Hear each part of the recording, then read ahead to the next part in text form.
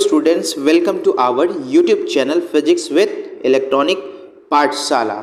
इस वीडियो में हम लोग प्रीवियस ईयर्स के क्वेश्चंस देखेंगे केमिस्ट्री के, जो आपके प्रीवियस ईयर्स में पूछे गए हैं उसका सॉल्यूशन हम लोग देखेंगे और आप लोग को ये वीडियो काफ़ी हेल्पफुल होगी, जिससे आप लोग को पता चलेगा कि किस टाइप के क्वेश्चन किस चैप्टर से पूछे जाते हैं।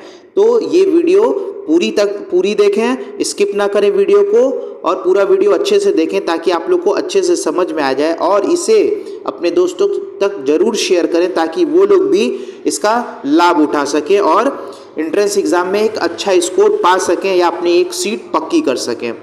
तो आइए स्टार्ट करते हैं क्वेश्चन नंबर 1 से। और एक बात और, अगर आप लोग को कोई डाउट हो इस एंट्रेंस एग्ज़ाम से रिलेटेड तो वो आप हमें व्हाट्सअप नंबर मैंने डिस्क्रिप्शन में दे दिया है अपना, उस पर आप अपना जो आपकी क्वेरी होगी या आपका जो प्रॉब्लम होगा उसे भेज सकते हैं, उसका आपका सॉल्यूशन प्रोवाइड किया जाएगा। प्लस एक टेलीग्राम लिंक भी है डिस्क्रिप्शन में, उसे आप ज्वाइन कर सकते हैं, हमारे साथ जुड़ सकते हैं। अगर कोई डाउट हो तो आप टेलीग्राम पे भी हमसे बात करके पूछ सकते हैं।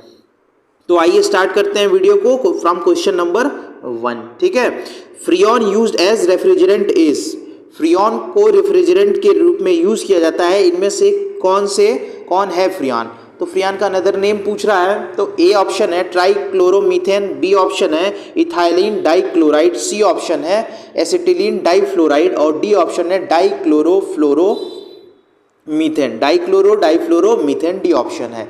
तो आप लोगों को बताना है, तो आप लोगों ने आप लोग जानते होंगे फ्रियॉन को एज अ रेफ्रिजरेंट हम लोग यूज करते हैं, but another name of freon is, उसको हम क्या बोलते हैं? डाइफ्लोरोमीथेन। तो आप लोग ध्यान से देखिए, ऑप्शन नंबर डी में दिया है डाइफ्लोरोमीथेन, तो option number D is the right answer of the question number 1। इसी तरह से हम लोग क्वेश्चन नंबर 2 देखते हैं, क्या बोला है question number 2? Which of following does not give Cannizzaro reaction, इनमें से कौन सा है जो कैनिजारो रिएक्शन नहीं देता है? फॉर्मल्डिहाइड, बेंजल्डिहाइड, बी ऑप्शन है, सी ऑप्शन है 2,2-डाइमिथाइल प्रोपेन एल्डिहाइड और डी ऑप्शन है एस्टल्डिहाइड। तो फॉर्मल्डिहाइड, बेंजल्डिहाइड, इन सब देखिए कैनिजारो रिएक्शन में क्या होता है कि अल्फा हाइड्रोजन जिसमें नहीं होता है वो कैनिजारो रिएक्शन देता है, जिसमें होता है वो कैनिजारो रिएक्शन नहीं देता है। तो किसमें अल्फा हाइड्रोजन नहीं होता है? तो एस्टल्डिहाइड जो है, एसिटल्डिहाइड, उसमें अल्फा हाइड्रोजन नहीं होता है, इसलिए वजह से वो कैनिजारो रिएक्शन नहीं देता है। तो क्वेश्चन नंबर 2 का जो ऑप्शन नंबर डी है वो करेक्ट हो जाएगा। Acetaldehyde is the right answer of question number 2। अब आइए देखते हैं हम लोग क्वेश्चन नंबर 3 पे। The total number of isomers in compound C3H8O will be, कितने नंबर ऑफ आइसोमर होते हैं तो वो हमें बताने हैं। किसमें? C3H8, किसमें बताने हैं? C3H8O मतलब ऑक्सीजन है, विल बी। तो कैसे हम लोग निकालेंगे इसको? तो आइए देखते हैं हम लोग कैसे इसे निकालेंगे। तो इसके C3H8 और O के कॉन्स्टिट्यूशनल आइसोमर क्या है? तो इसका एक क्या है? प्रोपेनॉल है। इतना क्या है? प्रोपेनॉल है। उसका क्या फॉर्मूला होता है? उसका होता है CH3 CH2 CH3 CH2 dash O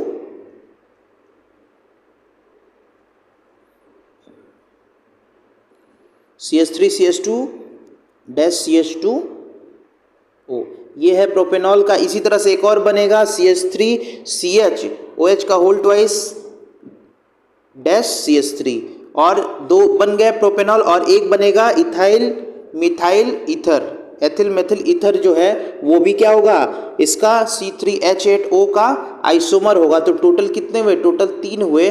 तो कितने आइसोमर होते हैं C3H8O के? तो 3 आइसोमर होते हैं। तो आप लोग ध्यान से देखिए किस ऑप्शन में 3 है, तो बी ऑप्शन में 3 दिया है, तो क्वेश्चन नंबर 3 का B option is the right answer. Okay, तो अब चलते हैं हम लोग क्वेश्चन नंबर 4 पे। क्वेश्चन नंबर 4 क्या बोल रहा है? General formula of aromatic hydrocarbon is, aromatic hydrocarbon का जनरल फॉर्मूला क्या होता है? तो आप लोगों ने पढ़ा होगा, बहुत सा बेसिक सा क्वेश्चन है। General formula of aromatic hydrocarbon होता है CnH2n-6। क्या होता है? CnH2n-6। तो आप लोग ध्यान से देखिए किस ऑप्शन में दिया है, तो ऑप्शन नंबर जो 4 है उसमें दिया है CnH2n-6। तो क्वेश्चन नंबर 4 का option number A is the right answer. अब चलते हैं हम लोग किस पे? क्वेश्चन नंबर 5 पे, कि क्वेश्चन नंबर 5 क्या बोल रहा है। क्वेश्चन नंबर 5 बोल रहा है विच इज एरोमेटिक, इनमें से कौन एरोमेटिक है, आप लोग को बताना है कि इनमें से कौन एरोमेटिक है। तो आप लोग बताइए इनमें से कौन सा एरोमेटिक है। ऑप्शन क्या दिया है, ऑप्शन दिया है थायोफिनिन, मैलिक एसिड, सिट्रिक एसिड या एल्यूमिनिन, ठीक है ना। तो ये 4 ऑप्शन दिए हुए हैं, तो क्या होगा इसका ऑप्शन, तो इसका थायोफिन होगा। वो क्या है, एक एरोमेटिक कंपाउंड है, बाकी सब एरोमेटिक कंपाउंड नहीं है।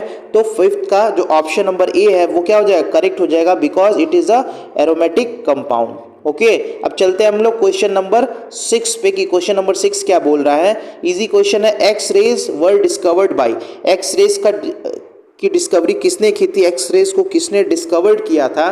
तो आप लोगों ने पढ़ा होगा एक्स रेज को WC रॉटशन ने ही डिस्कवर किया था। ये बेसिक सा क्वेश्चन है। तो किस ऑप्शन में है WC रॉटशन, तो ऑप्शन नंबर ए में है। तो क्वेश्चन नंबर 6 का option number 1 is the right answer. अब चलते हैं क्वेश्चन नंबर 7 पे, क्या बोल रहा है, अ क्रोनोमीटर मेजर्ड, क्रोनोमीटर क्या मेजर करता है, तो क्रोनोमीटर आप लोगों को पता है जो वाटर की वेव्स होती हैं, लॉन्गिट्यूडिनल वेव जो होती है उसको पता करता है कि वो कितनी ऊंची वेव आ रही हैं। तो वाटर वेव्स की मेजरमेंट के लिए हम लोग क्या यूज करते हैं, क्रोनोमीटर का। तो आप लोग ध्यान से देखिए क्या ऑप्शन दिया हुआ है, पहला है कलर कॉन्ट्रास्ट, बी ऑप्शन है साउंड वेव, सी ऑप्शन है टाइम एंड डी ऑप्शन है water wave.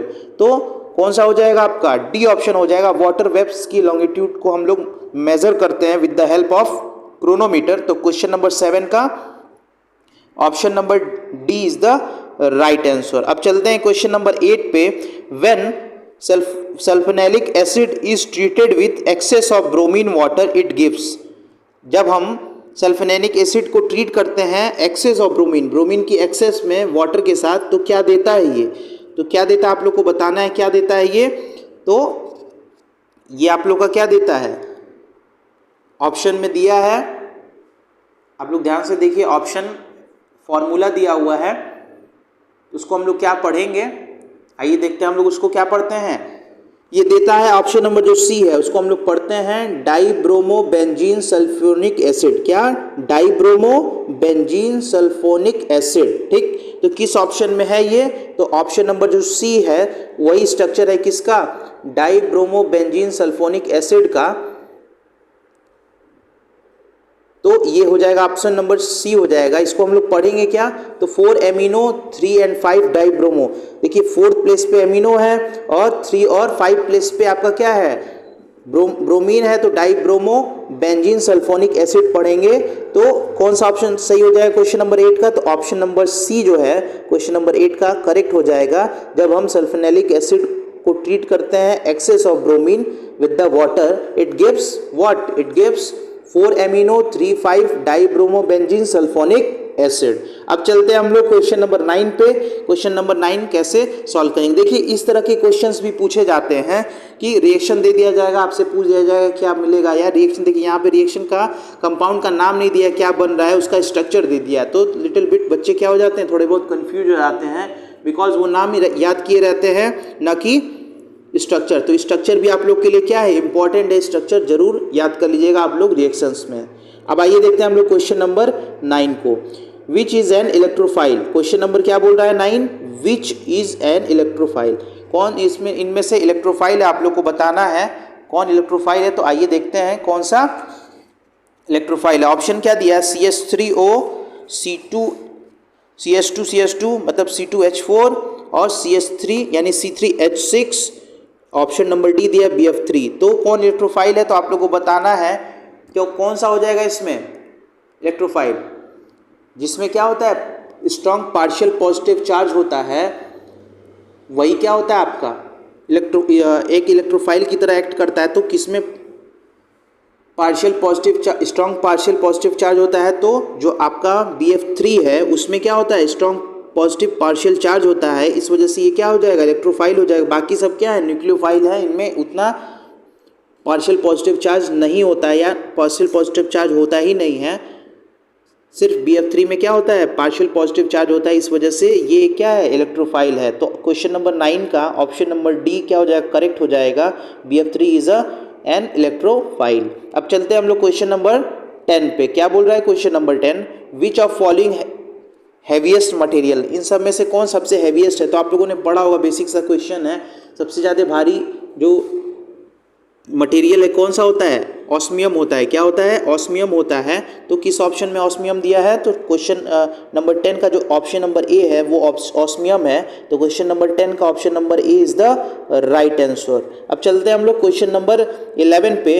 Rusting of iron is an example of, जो आयरन की रस्टिंग होती है वो किसका एग्जाम्पल है? ए ऑप्शन है ऑक्सीडेशन का, बी ऑप्शन है रिडक्शन का, सी ऑप्शन है पॉलीमराइजेशन का, और डी ऑप्शन है गैल्वेनाइजेशन का। किसका ये एग्जाम्पल है? Rusting of iron. तो आप लोग को बताना है। तो आप लोग जानते हो रस्टिंग ऑफ आयरन क्या होता है? आयरन में रस्ट रखता है, मतलब आयरन किस में चेंज हो जाता है? आयरन ऑक्साइड से ऑक्सीजन के प्रेजेंस में रिएक्शन करके आयरन ऑक्साइड में चेंज हो जाता है, उस पर रस्ट लगने लगता है। तो ये कौन सा प्रोसेस है? ये एक ऑक्सीडेशन का प्रोसेस है। तो ऑप्शन नंबर जो ए हो जाएगा वो करेक्ट हो जाएगा क्वेश्चन नंबर 11 का, because rusting is an example of oxidation. Okay, अब चलते हैं हम लोग क्वेश्चन नंबर 12 पे। According to the law of equipartition of energy, average kinetic energy per mole per degree of freedom of an ideal gas. तो ये formula है half KT, इसका आंसर होगा। आप लोग देखिएगा, अकॉर्डिंग टू लॉ, जब आप लोग पढ़ेंगे law of equipartition of energy, तो kinetic energy per mole per degree of freedom of an ideal gas क्या हो जाता है? हाफ KT हो जाता है, जहाँ की काइनेटिक एनर्जी है T टेम्परेचर है। तो हाफ KT हो जाएगा। तो किस ऑप्शन में हाफ KT दिया है? तो 12 का जो ऑप्शन नंबर आपका C है उसमें हाफ KT लिखा हुआ है। तो 12 का ऑप्शन नंबर C इस क्या हो जाएगा? करेक्ट आंसर हो जाएगा क्वेश्चन नंबर 12 का। अब चलते हैं हम लोग क्वेश्चन नंबर 13 पर। क्वेश्चन नंबर 13 बोल रहा है absolute temperature of a gas is increased 3 times the root mean square velocity of an molecules will be. तो VRMS क्या होता है आप लोगों को पता है? VRMS is directly proportional to under root of t होता है। क्या होता है? VRMS directly proportional of under root t होता है। तो क्या हो जाएगा? तो टेम्परेचर की क्या होता है? अंडर रूट में होता है। तो हम क्या करें? टेम्परेचर इंक्रीज कर रहे हैं कितना? 3 times। पहले टेम्परेचर क्या था आपका? पहले टेम्परेचर 1 था और टेम्परेचर अब कितना हो जा रहा है? पहले टेम्परेचर T1 आपका 1 था, अब T2 इसके 3 times, मतलब 3 हो जा रहा है। तो VRMS कितना हो जाएगा? जो VRMS है वो कितना हो जाएगा? VRMS जो है वो कितना हो जाएगा? अंडर रूट ऑफ T हो जाएगा। ठीक है, यानी क्या? ये डायरेक्टली प्रोपोर्शनल होता है अंडर रूट T के। तो जो आपका VRMS हो जाएगा वो कितना हो जाएगा? वो आपका हो जाएगा यहाँ से √3 हो जाएगा। क्या हो जाएगा? VRMS √3 के इक्वल हो जाएगा। तो किस ऑप्शन में दिया हुआ है क्वेश्चन नंबर 13 के? आप लोग ध्यान से देखिए, क्वेश्चन नंबर 13 का जो डी ऑप्शन है वो क्या है? √3 times है। तो डी ऑप्शन क्या हो जाएगा? करेक्ट हो जाएगा क्वेश्चन नंबर 13 का। VRMS क्या हो जाएगी? √3 times हो जाएगी। तो क्वेश्चन नंबर 13 का डी ऑप्शन क्या होगा? करेक्ट होगा। अब चलते हैं हम लोग क्वेश्चन नंबर 14 पे। आइए देखते हैं क्वेश्चन नंबर 14 क्या बोल रहा है। क्वेश्चन नंबर 14 में है a liquid does not wet the surface of a solid if the angle of contact is. कोई भी लिक्विड है वो वेट सरफेस के सॉलिड के सरफेस को वेट नहीं करती है, तो इसका एंगल ऑफ कांटेक्ट क्या होगा? एंगल ऑफ कांटेक्ट बताना है। तो कैसा होगा वो? 0 होगा, 45 होगा, एक्यूट होगा या ऑब्ट्यूज होगा? तो क्या होता है इसका? क्या हो जाएगा? जो लिक्विड मॉलिक्यूल और सॉलिड मॉलिक्यूल का इंटरेक्शन होता है वो ग्रेटर होता है, इस वजह से जो एंगल दोनों के बीच में बनेगा वो कैसा बनेगा? ऑब्ट्यूज एंगल बनेगा। कैसा एंगल बनेगा? ऑब्ट्यूज एंगल बनेगा। तो क्वेश्चन नंबर 14 का आपका ऑप्शन नंबर डी करेक्ट हो जाएगा। ऑब्ट्यूज एंगल होगा, एंगल जो ऑफ कॉन्टैक्ट जो होगा वो क्या होगा? ऑब्ट्यूज एंगल होगा। अब चलते हैं हम लोग क्वेश्चन नंबर 15 पे। क्वेश्चन नंबर 15 क्या बोल रहा है? Which does not take place by alpha disintegration. ठीक है ना, अल्फा डिसइंटीग्रेशन में कौन सही नहीं है? तो आप लोग को पता है जब वन अल्फा पार्टिकल रिमूव होता है किसी भी एलिमेंट से तो क्या होता है? उसके एटॉमिक वेट में 2 की कमी हो जाती है और एटॉमिक मास में 4 की कमी हो जाती है। आप लोग ऑप्शन नंबर ए देखिए, 92U238 दिया है। अगर उसमें से एक अल्फा पार्टिकल निकलता है तो क्या हो जाएगा? देखिए ये नीचे दिया हुआ है, ये क्या है आपका? नीचे वाला एटॉमिक नंबर है और ऊपर वाला क्या है, एटॉमिक वेट है। तो देखिए एटॉमिक नंबर में 2 की कमी हो गई, एटॉमिक वेट में 4 की, यानी कि ये सही है।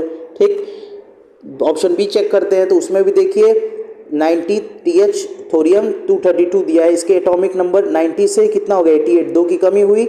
एटॉमिक मास में देखिए 4 की कमी हुई, 232 से 228 आ गया।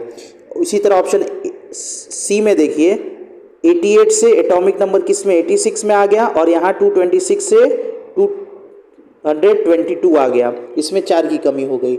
और ऑप्शन नंबर डी में दिया है 83 से 84 आया, यानी इसमें सिर्फ एक की एटॉमिक मास में, एटॉमिक नंबर में सिर्फ 1 की कमी हुई है, 2 की नहीं हुई है। तो ये अल्फा डिस्टिंग्विश को सही नहीं है, ये गलत है। अगर अल्फा पार्टिकल इसमें से निकलेगा कम से कम 2 की कमी होनी चाहिए, जबकि हुई नहीं है। तो कौन सा ऑप्शन सही हो जाएगा? तो ऑप्शन नंबर डी जो है वो इसका करेक्ट आंसर हो जाएगा। ये अल्फा डिस्टिंग्विशन को टेक्स प्लेस नहीं करता है। तो 15 का ऑप्शन नंबर डी क्या हो जाएगा, करेक्ट हो जाएगा। ये सही इक्वेशन नहीं है।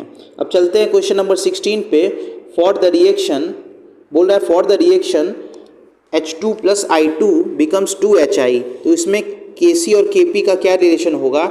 तो ये एक इक्विलिब्रियम कंडीशन में है, इक्विलिब्रियम कंडीशन में। तो इसमें जो Kc होगा वो Kp के इक्वली होगा। तो 16 का जो कौन सा ऑप्शन सही होगा, इसमें जो ऑप्शन नंबर सी दिख रहा होगा Kc = Kp, तो ऑप्शन नंबर सी करेक्ट हो जाएगा किसका, क्वेश्चन नंबर 16 का, बिकॉज ये जो रिएक्शन है वो इक्विलिब्रियम कंडीशन में है। अब 17 नंबर क्वेश्चन देखते हैं। The colloidal system in which the dispersed phase and dispersion medium are both liquid is known as. क्या जानते हैं? कोलाइडल सिस्टम में डिस्पर्स्ड फेज और डिस्पर्जन मीडियम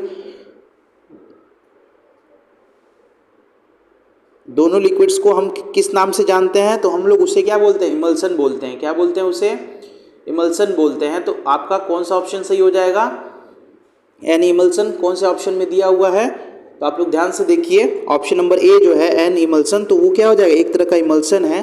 तो ऑप्शन नंबर ए क्या हो जाएगा, करेक्ट हो जाएगा क्वेश्चन नंबर 17 का। ठीक है, अब आइए देखते हैं हम लोग क्वेश्चन नंबर 18 को। Efficiency of catalyst depends on it's, किस पे डिपेंड करता है? किस पे डिपेंड करता है आप लोग को बताना है। ऑप्शन नंबर ए में दिया हुआ है particle size, option number B में दिया हुआ है, ऑप्शन नंबर जो बी है उसमें दिया हुआ है सॉल्युबिलिटी, सी ऑप्शन दिया है मॉलिक्यूलर वेट, और डी ऑप्शन दिया है नन ऑफ दीज। तो इसका कौन सा हो जाएगा? तो इसका आप लोग ध्यान से देखिए, जो इफिशियंसी होती है कैटलिस्ट की वो किस पे डिपेंड करती है, नंबर ऑफ फ्री वैलेंसीज पे डिपेंड करती है। तो किसी ऑप्शन में ये नहीं दिया हुआ है नंबर ऑफ फ्री वैलेंसीज, तो कौन सा ऑप्शन करेक्ट हो जाएगा? तो डी ऑप्शन करेक्ट हो जाएगा, नन ऑफ दीज, इनमें से कोई नहीं है। वो किस पे डिपेंड करता है, नंबर ऑफ फ्री वैलेंसीज पे। तो क्वेश्चन नंबर 18 का कौन सा ऑप्शन करेक्ट हो जाएगा? तो option number D is the correct answer of question number 18। अब हम लोग चलते हैं क्वेश्चन नंबर 19 पे कि 19 क्वेश्चन नंबर को कैसे सॉल्व करेंगे। 19 बोल रहा है bakelite is a condensation polymer is. किसका कंडेंसेशन पॉलीमर है बेकेलाइट, आप लोग को बताना है। तो आप लोग बताइए, ऑप्शन नंबर ए में क्या दिया है? ऑप्शन नंबर ए में दिया है phenol and formaldehyde, B option है phenol and acetaldehyde, and C option है ओ ग्लिसरॉल एंड फॉर्मल्डिहाइड, और डी ऑप्शन है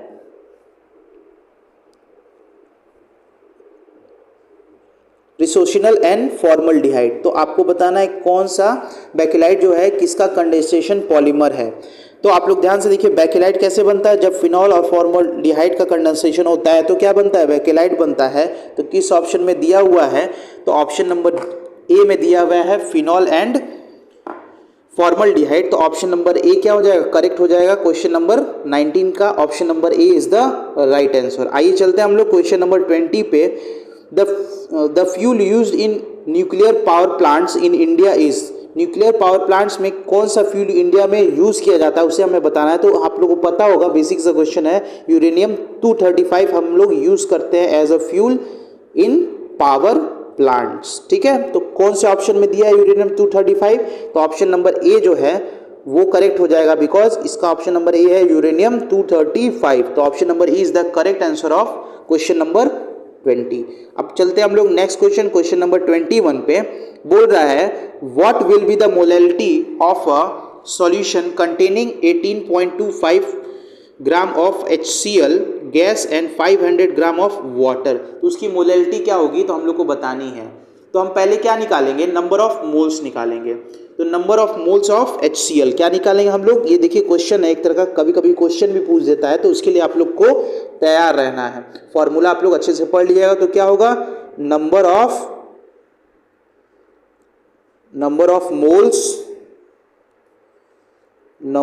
मोल्स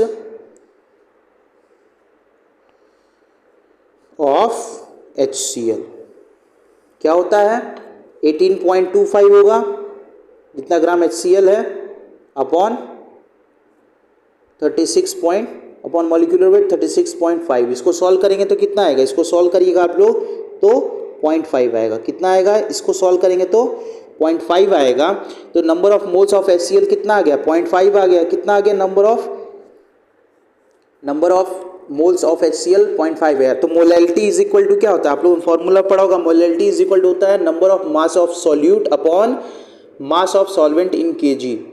तो आप लोग इसको निकाल लीजिए, मास ऑफ सॉल्यूट क्या है 0.5 है, तो 0.5 में हम किससे मल्टीप्लाई कर देंगे, मोलैलिटी निकालने के लिए 0.5 में हम 1000 से मल्टीप्लाई कर देंगे, ये चेंज हो जाएगा अपॉन 500। अब इसको क्या करेंगे, सॉल्व करेंगे। इसको जब सॉल्व करिएगा तो 1 आएगा। कितना आएगा, 1 आएगा। तो मोलैलिटी 1m आ जाएगी। कितनी आ जाएगी, 1m। तो आप लोग ध्यान से देखिए किस ऑप्शन में दिया है, तो 21 का ऑप्शन नंबर जो बी है वो करेक्ट हो जाएगा। मोलैलिटी क्या आ जाएगी, इसकी मोलैलिटी जो है वो 1m आ जाएगी, किसकी, सॉल्यूशन की। तो क्वेश्चन नंबर 21 का ऑप्शन नंबर बी क्या हो जाएगा, करेक्ट हो जाएगा। ये थे 21 क्वेश्चन आपके प्रीवियस ईयर के।